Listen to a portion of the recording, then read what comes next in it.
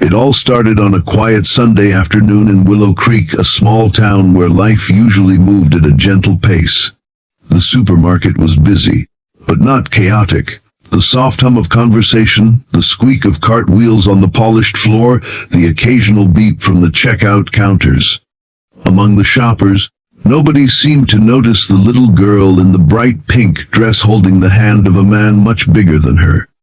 To a casual observer, she might have looked like a daughter shopping with her father, but to those who looked a little closer, to those who noticed her eyes, there was something unsettling. Her gaze wasn't curious or playful like other children's. It was fixed, guarded, and quietly desperate, as if she was silently screaming for someone to see her without making a sound.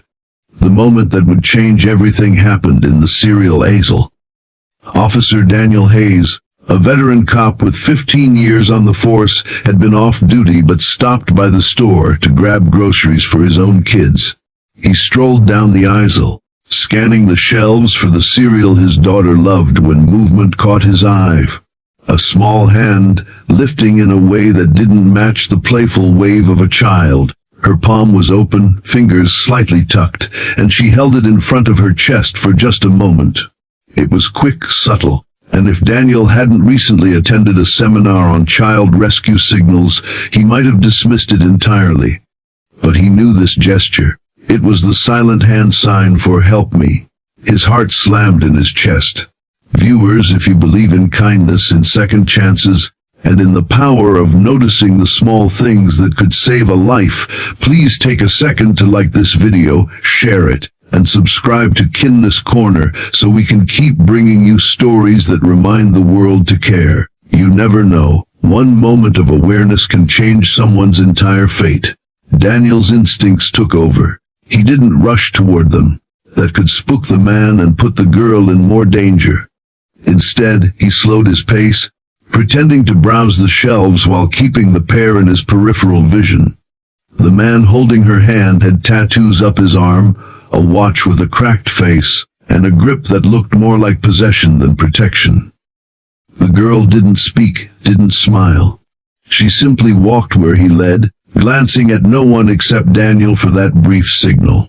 Daniel's training told him that situations like this could go south in seconds, so he moved carefully.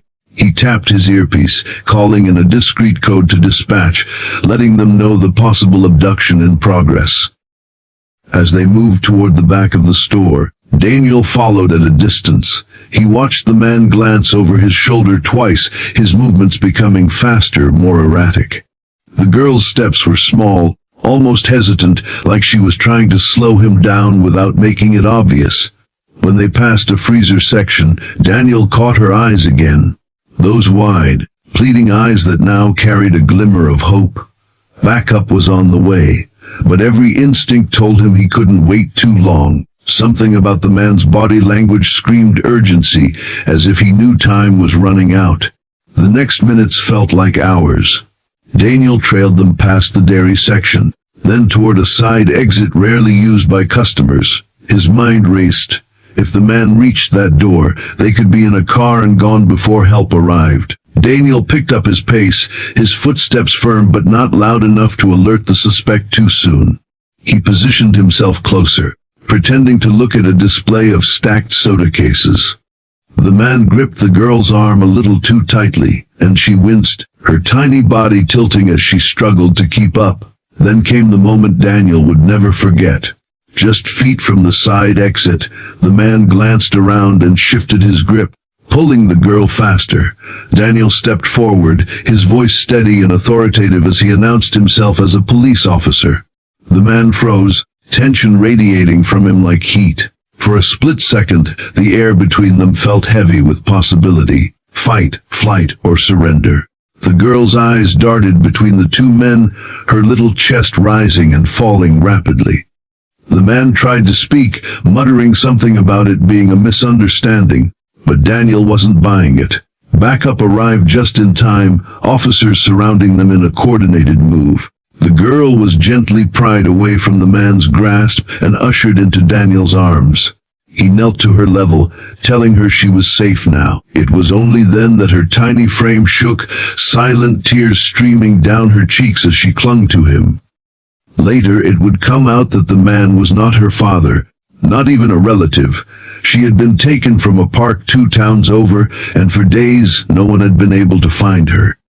Her parents had been living in a nightmare, scouring every possible place while fearing the worst. That supermarket rescue was not just luck, it was a miracle born of a single signal and the fact that one person recognized it. Daniel visited her family the next day.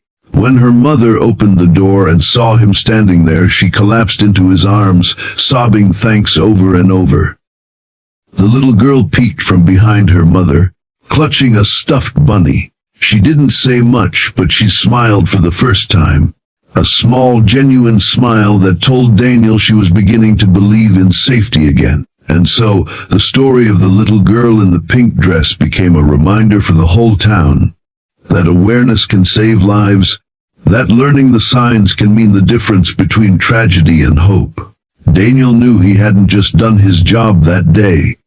He had answered the quietest cry for help, the kind most people never hear. If this story touched your heart, please like, share, and subscribe to Kindness Corner so more people can hear stories that inspire us to watch out for each other. Your engagement helps keep these stories alive and spreads awareness that could save someone's life. Before we end, I have one special request. Drop a comment below with your thoughts. Would you have noticed that little hand signal? Your words might inspire someone else to pay attention when it matters most.